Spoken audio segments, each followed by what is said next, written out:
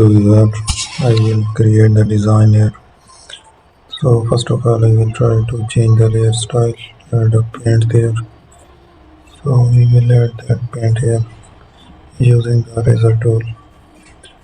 So there is an eraser tool, we have it. So let's make the changes. We will add new designs to use there, adding some different paints.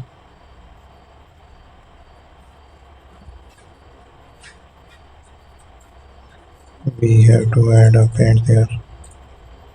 So we will take further shapes, add a pattern stamp there here.